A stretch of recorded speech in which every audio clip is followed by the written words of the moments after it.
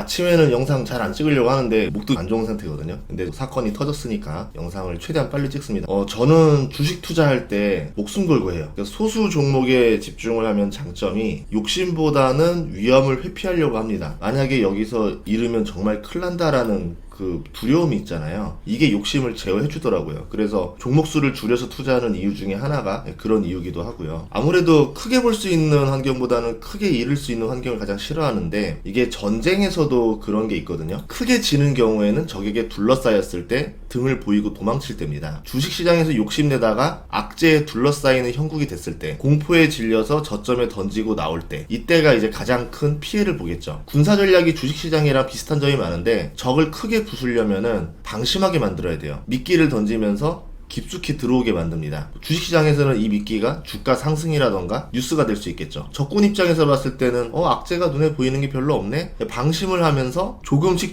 들어옵니다. 처음에는 의심을 하겠죠. 하지만 점점 수익이 날수록 방심을 해요. 그러면서 가장 많은 비중으로 그 주식을 매수하게 돼요. 그래서 아무리 좋은 주식이라 하더라도 비싸게 사는 게 제일 나쁘다라 말하거든요. 그렇게 덥석 미끼를 물고 나면은 이제 숨은 악재들이 기다렸다는 듯이 나타나서 적군을 전멸하게 됩니다. 주식시장에서도 좋다 하면서 주가가 올라가니까 진짜 좋다 생각해서 가장 비싼 가격에 사죠. 그때가 제일 위험한 시기가 돼요. 이번 증시 같은 경우는 상승과 하락 주기가 매우 짧은데 7월달만 봐도 2번 상승하고 1번 내렸어요. 8월에 하락 사이클로 전환이 됐죠. 이럴 경우에 보유한 사람도 스트레스고 파는 사람도 타이밍을 잡기 어렵습니다. 그리고 지수가 이렇게 흔들린다는 뜻은 그만큼 손바뀜이 나고 있다는 뜻이거든요. 예를 들어서 고점에서 지수가 이렇게 위아래로 롤링할 때는 세력이 물량을 넘길 때 쓰는 차트기도 해요. 이번 주는 희노애락이 모두 담긴 이벤트들이 나왔는데 AI에 대한 절망, 기쁨을 동시에 보여줬죠. 엔비디아가 하루 만에 17% 올랐다가 전날 그리고 다음날 상당히 많은 부분을 또 하락하면서 아주 사람들을 미치게 만들었죠. 그리고 오늘 아침에 인텔은 실적 발표 후에 22%가 하락했습니다. AI에 대해서 사람들이 두려움이 있는데 더 갈 거냐 여기서 멈출 거냐를 고민하는 타이밍에서 기업마다 서로 가이던스도 다르고 실적도 다 달라요. AI 투자를 늘릴 거라는 이제 기업들, 메타 같은 기업들도 있었고, 이번에 경기 침체로 이제 한계를 보여주는 기업이 아마존이 있었고, 이러면서 시장에서는 경기 침체 두려움까지 들어오기 시작했습니다. 어젯밤에 ISM 제조업 지수가 나오고 지수가 미끄러졌는데, 어제 빅테크 큰 상승에 대한 차익 실현과 맞물린 느낌도 있어요. ISM 헤드라인 밸런스는 48.5에서 46.8로 뚝 떨어졌어요. 보다시피 46.8이면은 그랬던 사례가 25년 중에 3번 있었고 이번이 4번째가 되는 겁니다. 한마디로 경기 침체라는 거죠. 그만큼 경기 둔화 속도가 굉장히 빠르다라고 볼 수 있겠죠. 미국 전체 실업률은 4.1이에요. 전반적으로 나빠지고 있는데 미국 땅이 넓습니다. 텍사스 같이 이제 미국 남부 실업률은 보다시피 나쁘지가 않아요. 3.9에서 4.0을 왔다 갔다 하고 있어요. 여기가 썬벨트 자리잖아요. 태양광, 전기차, 2차 전지 같이 새로운 산업들이 몰려들고 있기 때문에 여기는 일자리가 넘쳐난다라 볼 수 있습니다. 그런데 이제 공화당 부통령 벤스가 있는 오하이오주를 보면은 여기 러스트벨트거든요. 자동차, 철강 같은 디트로이트 계열 이런 산업들이 많이 있는데 이 지역의 제조업 심장입니다. 우리로 치면 창원, 울산 같은 곳이에요. 작년에 실업률이 낮아지는 듯 하다가 올해 실업률이 치솟고 있어요. 그러니까 작년에는 경기가 좋았다는 거죠. 근데 올해는 경기가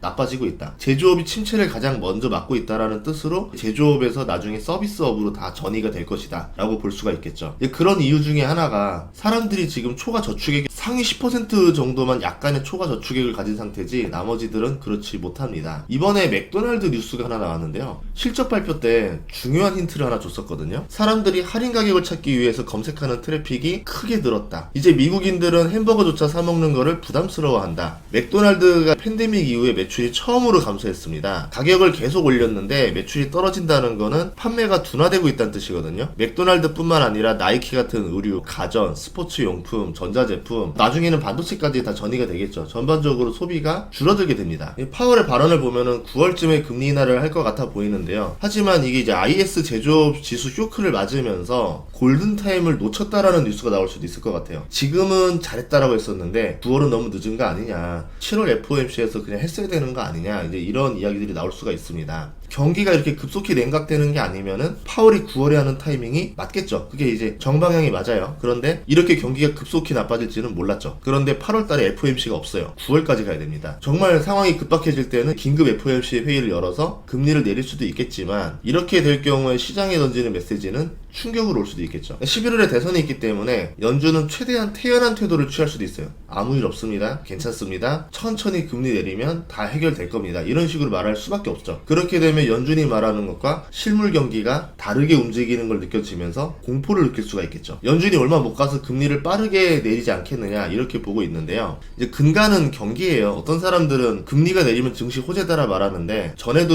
영상 찍어놨었지만 경기가 좋으니까 금리가 오를 수 있는 거고 경기가 나빠지니까 금리를 내리는 겁니다. 경기가 버텨주면서 금리만 도려내는, 그러니까 경기는 좋은데 물가는 떨어지는 이런 소프트 랜딩을 원했지만 이게 쉬운 일은 아니었었죠. 아쉽게도 이제 제조업이 버티지 못하는 한계 상황에 도래했고, 미국이 원했던 대선까지만 소프트 랜딩이길 바랬는데 대선 전에 하드 랜딩이 나올 수 있지 않을까 이렇게 예상을 하고 있습니다. 채권 금리를 봐도 4.5%였는데 벌써 3%대로 떨어졌거든요. 그만큼 이제 급속한 경기 냉각을 보고 있다. 미국인의 소비가 얼마나 버틸지 알려주는 것 중에 하나가 이제 신용카드 사용액인데요. 작년 초 대비 작년 말에 정말 빠르게 늘어났어요. 그에 비해서 이제는 연체율이 치솟고 있습니다. 조만간 카드빚을 갚느라 돈을 쓰지 못하는 구간에 돌입한다는 뜻인데, 돈이 없으면 먹는 거 외에는 모두 줄이게 돼요. 우리는 그거를 침체라고 부릅니다. S&P 500 지수는 나날이 올랐지만 보다시피 주당 순이익이 작년에 오른 게 하나도 없거든요. 그런데 빅테크들 쏠림과 기대감으로 주가가 먼저 올랐죠. 이제 금리를 내리고 경기는 좋아질 거고 회사들 이익이 더 늘어나지 않겠느냐, 이것들이 선반영이 들어갔는데 이익이 늘지 않고 주가만 오르면 보다시피 이제 PER이 올라가게 됩니다. 슐러 PE를 보면은 현재 S&P 500은 35.6으로 코로나 버블 때랑 비슷해졌어요. 코로나 때는 그래도 기업들의 순이익이 급성장하는 시기였는데요. 하지만 지금은 이익 없이 주가만 오르고 있죠. 정확히 S&P 500 대부분은 오르지 않았고 대형 기술주만 올랐습니다. 그런데 오늘 실업률 발표까지 나요. 이런 상황에서 어제 신규 실업 수당 청구 건수가 23만 6천에서 24만 9천 명으로 급증했죠. 지속권도 늘고 있죠. 이 추세를 보면 이제 실업률이 4.2% 정도는 나오지 않겠는가라고 보고 있는데, 실업률이 4.2%가 나오게 되면은 샤메 법칙에 의해서 공식적으로 경기 침체 구간에 들어가게 됩니다. 즉 빠르면은 공식적으로 오늘 경기 침체에 돌입하게 되거든요. 경기 침체를 호재로 해석할지 악재로 해석할지 모르겠지만 이게 지수 전체에는 좋은 일은 아니죠. 소비가 안 되고 물건이 안 팔리는데 그걸 주식시장의 호재라고 말하기에는 그렇죠. 이 예전 영상에도 말했듯이 9월에 금리 인하를 하면은 회복까지 반년의 시간이 필요한데요. 기업들이 움츠러들었다가 이제 이자가 낮아졌으니까 투자를 해봐야 되겠다. 사람을 뽑아야 되겠다. 이게 고용으로 가고 소비로 가려면은 당장은 어렵죠. 시간의 딜레이라는 게 존재합니다. 코로나 때도 기업들 실적 전환에는 시간이 좀 걸렸어요. 주식은 이걸 선반영한다라고 하지만 경기 침체가 가벼울 때나 시간차가 좁아서 티가 안 나는 거지, 경착륙에 오게 되면은 기업들이 강하게 움츠러드는 시간이 생깁니다. 이럴 경우에는 제조업도 안 좋고 금융업도 안 좋겠죠. 그래서 다시 경기 회복으로 돌아가는 사이클이 오려면 빨라도 내년 3월이라 보거든요. 그때까지는 돈 잘 버는 기업은 희소성이 있으니까 성장주가 돼서 밸류 대비 고평가를 받겠죠. 아무리 침체를 하더라도 월가나 기관들은 돈을 가지고 있고 어딘가 투자는 해야 되는데 투자할 때가 몇 군데 안 되니까 줄이 길어지겠죠. 그만큼 밸류 대비 고평가를 받게 됩니다. 그래서 침체라고 해서 주식 투자를 하지 않는다가 아니라 침체에는 성장하는 희소성 있는 기업에 먼저 투자하는 사람만 돈을 벌 것이다. 그거를 늦게 투자하는 사람들은 돈을 못 벌겠죠. 빠르냐 느리냐에 따라서 돈을 벌고 못 벌고다. 침체기에 돌입한다라고 하면은 내가 먼저 빠르게 어디에 들어갈지를 고민해 보셨으면 좋겠어요. 다음 시간에도 좋은 정보를 찾아뵙겠습니다. 구독과 좋아요, 알림 설정 부탁드리고요. 아침 잘 출근하시고 휴가도 잘 다녀오시고 다음 주 월요일부터 주식도 열심히 하시길 바라겠습니다. 감사합니다.